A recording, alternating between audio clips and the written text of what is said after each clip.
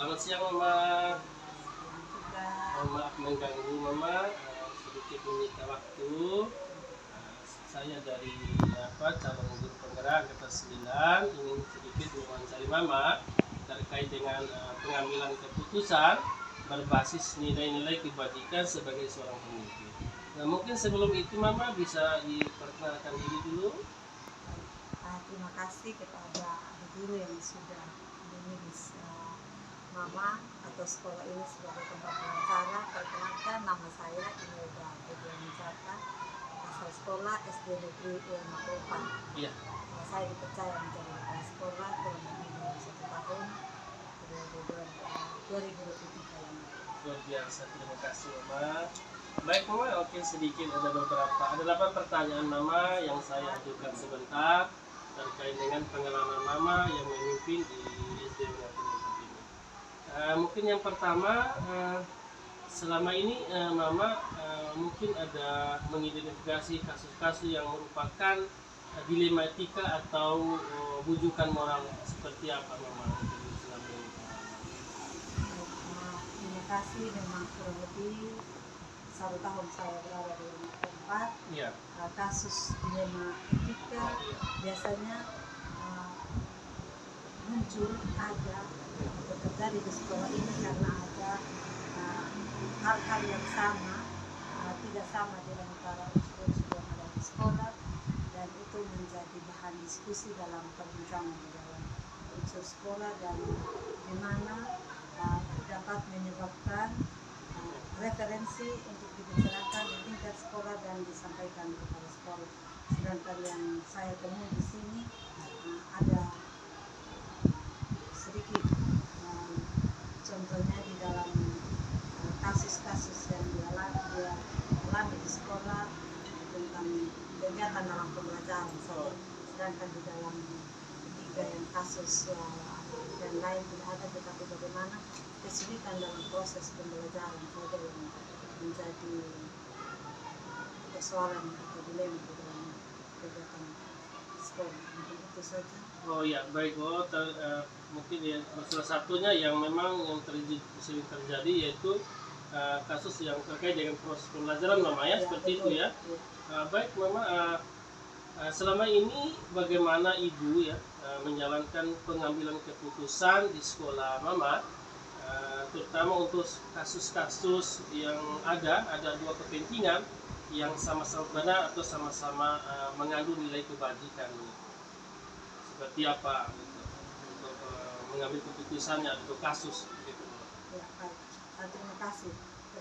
Terkait dua kasus yang terjadi di sekolah dalam mengambil keputusan, yang pertama saya melakukan pendekatan komunikasi di antara dua kasus tersebut. Setelah saya melakukan pendekatan dengan komunikasi secara individu terhadap pribadi yang mungkin berbeda pendapat, setelah saya melakukan pendekatan dengan komunikasi, disitulah saya mengajak pribadi tersebut untuk masing-masing merefleksi diri, terus kita menentukan titik masalahnya dengan cara bersama-sama, lalu di dalam kita merefleksi, disitulah saya memberikan pertimbangan di dalam mengambil keputusan.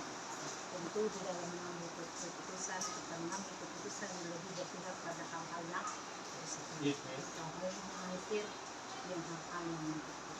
baik. Terima kasih ya Mama, dari apa yang disampaikan tadi terkait dengan mengambil keputusan ada dua kasus ya. Tadi saya sudah catat tentang harus komunikasikan dengan individu yang bersangkutan, mungkin ada hal-hal yang secara personal ya, sehingga kita tahu apa menjadi titik permasalahannya. Terus tetap melakukan koordinasi gitu ya. Lalu setelah itu sudah melakukan komunikasi koordinasi, untuk melakukan merefleksi diri terkait dengan apa yang menjadi permasalahan ya. Terus menjadi permasalahan dan pasti menemukan titik permasalahan ya. Jadi mempertimbangkan hal-hal yang dilakukan dengan hal-hal yang positif ya. Luar biasa Mama, ini pengalaman yang patut saya ikuti dan pelajari, sehingga ke depan mungkin saya dipercayakan bisa seperti apa yang Mama sampaikan ya. Lalu yang ketiga, Mama ada pertanyaan ketiga. Mungkin langkah-langkah prosedur seperti apa yang biasa dilakukan selama ini, Mama, terkait dengan masalah-masalah keputusan yang diambil. Yang pertama yaitu di dalam menentukan prosedur, yang pertama menentukan kasus. Pertama menentukan kasus tersebut sesuai dengan job pekerjaan atau unit kerja dari yang menjadi yang terjadinya kasus tersebut. Setelah kita menentukan, lalu kita berkoordinasi, menjalin komunikasi dengan unsur-unsur yang terkait. Koordinasi, komunikasi, lalu kita meminta pandangan dari teman-teman juga yang menjadi senior, meminta pendapat, lalu di situ dasar pandangan-pandangan dari beberapa teman-teman yang menjadi senior, bahkan dari adik-adik yang junior juga disitulah menjadi dasar pertimbangan kepala sekolah dalam menentukan keputusan. Seorang kepala sekolah ketika menentukan keputusan tentu tidak tergesa-gesa. Harus benar-benar dipertimbangkan dengan baik sehingga apapun yang menjadi keputusan kepala sekolah menjadi keputusan yang terbaik untuk satu. Baik, tadi sudah dijelaskan ya terkait dengan bagaimana menentukan kasus itu dengan job masing-masing, lalu berkomunikasi antara unsur-unsur terkait dan melakukan pandangan dan meminta pendapat-pendapat kepada senior-senior atau junior sehingga ada namanya nilai kolaborasi ya.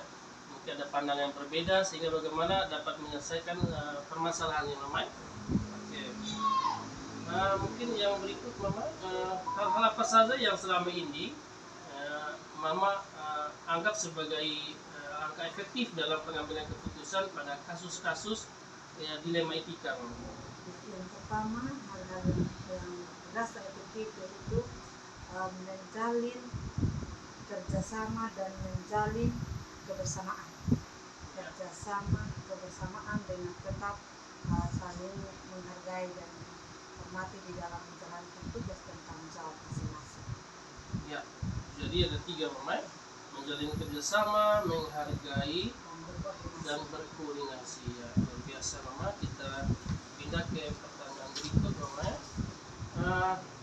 Tentu dengan ada hal tadi, mungkin ada hal-hal apa saja yang selama ini merupakan tantangan ya, merupakan tantangan dalam pengambilan keputusan pada kasus-kasus dilema etika tadi. Mungkin ada tantangan yang tentu Mama merasa ada 2 pilihan begitu. Tantangan seperti apa untuk mengambil keputusan? Terima kasih untuk tantangan yang dihadapi terutama terkait dengan proses pembelajaran. Kami di sini rata-rata anak-anak yang orang tua kurang mampu sehingga dalam pengambilan keputusan terutama pada saat rapat perangkat kelas di mana dengan mengetahui latar belakang anak dan latar belakang anak rata-rata anak-anak dari kemampuan orang tuanya ekonominya kurang, terus kurang bimbingan dari orang tua, usianya sudah harus naik kelas, itu menjadi pertimbangan sehingga tentu kami akan memilih yang tidak merugikan anak itu sendiri. Itu tantangan yang sering kami alami di sekolah.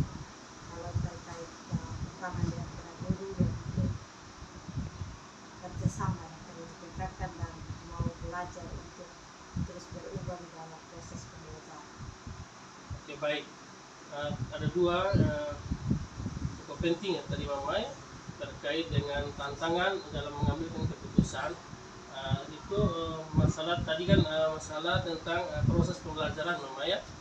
Tentu tadi sudah dijelaskan, jadi mungkin tantangannya dari orang tua dari latar belakang yang mungkin di bawah anak-anak jarang ditemani orang tua, mungkin tidak ada pengawasan dari rumah sehingga mereka benar-benar belajar hanya mengharapkan di sekolah saja. Jadi itu mungkin tantangan yang memang harus ekstra ya dari pihak sekolah, karena memang di khususnya di NTT juga, pengalaman saya juga, ini tantangannya rata-rata di mana mungkin dari hasil ekonomi, terus tadi bimbingan orang tua, dari pendidikan orang tua akan mempengaruhi anak-anak juga membantu orang tua. Jadi tenaga juga dipakai orang tua, sehingga belajarnya kurang malah tidak ada Mama. Sementara umurnya bertambah terus. Luar biasa. Terus yang kedua tadi ada mungkin dari segi kerjasama dari pihak guru, itu yang tantangan Mama. Dan tentu mungkin kolaborasi perlu Mama. Kurang kerjasama, sebagian kecil. Sebagian kecil lah ya. Kecil. Baik. Jadi itu ya Mama. Lalu yang berikut Mama, apakah Mama atau Ibu memiliki sebuah tata kelola atau jadwal ya tertentu dalam sebuah penyelesaian kasus dilematika? Apakah ada Mama langsung menyelesaikan di tempat atau membuat jadwal untuk menyesuaikan menyelesaikannya, bentuk atau prosedur seperti apa yang Mama ambil? Jadi kalau untuk menyelesaikan kasus-kasus seperti itu biasanya langsung pendekatan dengan guru bahkan dengan siswa, itu dengan cara individu, dan untuk secara umum itu dilakukan evaluasi per bulan, evaluasi kegiatan per bulan yang meliputi semua, baik itu disiplin, proses pembelajaran. Kami ada kegiatan rutin evaluasi itu di setiap Jumat di akhir bulan. Jumat di akhir bulan itu evaluasi. Oh, jadi tadi tidak ada jadwal khusus untuk proses pelajaran tadi, secara langsung pendekatan Mama untuk menyelesaikan masalah itu. Namun untuk guru-guru ada namanya evaluasi yang ternyata sudah terjadwal di setiap akhir bulan. Terima kasih. Terus Mama, adakah seseorang atau faktor-faktor yang selama ini mempermudah atau membantu Mama dalam mengambil keputusan dalam kasus-kasus dilematika ini? Mungkin ada. Oh, ya. Ada Mama? Di sini saya membangun kerjasama, kolaborasi dengan seluruh teman-teman guru, sehingga jika ada persoalan yang membutuhkan pendapat dari teman-teman, tentu saya mendengarkan pendapat dari senior, mendengarkan pendapat dari junior, saya mempertimbangkan lalu menjadi keputusan bersama. Oke, baik. Jadi berarti faktor-faktor selama ini mempermudah atau membantu itu semata-mata dari komunikasi antara guru-guru Mama, semua guru-guru yang ada meminta pendapatnya, sarannya, sehingga apa menjadi keputusan bersama, itulah yang dapat dilaksanakan dan dapat dipertanggungjawabkan Mama. Luar biasa. Selalu menjadi keputusan bersama. Selalu menjadi keputusan bersama, sehingga tidak ada lagi istilah tidak menjalankan ya. Jadi itu keputusan sudah kesepakatan bersama. Ya, baik. Bersama. Yang terakhir Mama ya, mungkin dari semua hal yang telah disampaikan tadi, pembelajaran apa yang dapat dipetik dari pengalaman Mama mengambil keputusan dilema etika hari ini? Yang pertama, kita harus memahami konteks permasalahan. Kita harus tahu konteks permasalahan yang kita hadapi. Yang kedua, dengan kita mengetahui konteks permasalahan, kita melakukan komunikasi yang baik dengan semua teman-teman, bahkan dengan stakeholder, sehingga dengan adanya komunikasi, koordinasi, kita bisa saling mendukung, bahkan saling menjaga keharmonisan dalam lingkungan kerja. Karena tentu tidak ada artinya seorang kepala sekolah tanpa dukungan dari semua warga sekolah.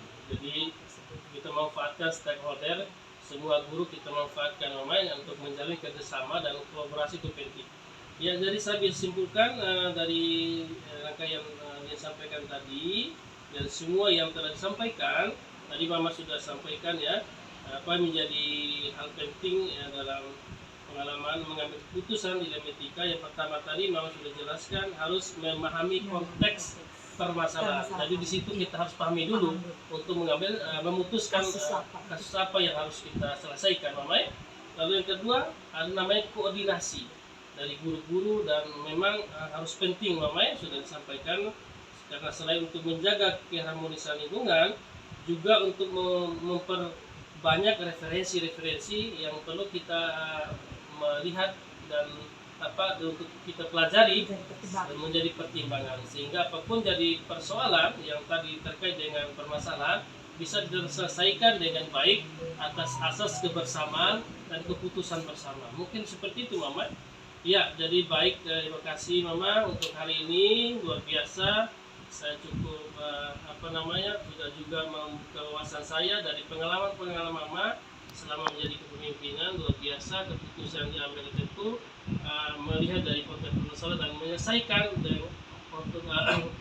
dengan bersama-sama dan berkoordinasi dengan semua guru, sehingga keputusannya dapat diselesaikan. Mungkin itu saja Mama pada siang hari ini. Saya mengucapkan terima kasih banyak, dan memang pengalaman Mama saya jadikan referensi dan acuan, sehingga kalau ke depan saya menjadi seorang pemimpin dapat saya jadikan contoh. Terima kasih Mama. Terima kasih. Ya. Sukses untuk Terima kasih Mama, luar biasa. Selamat siang.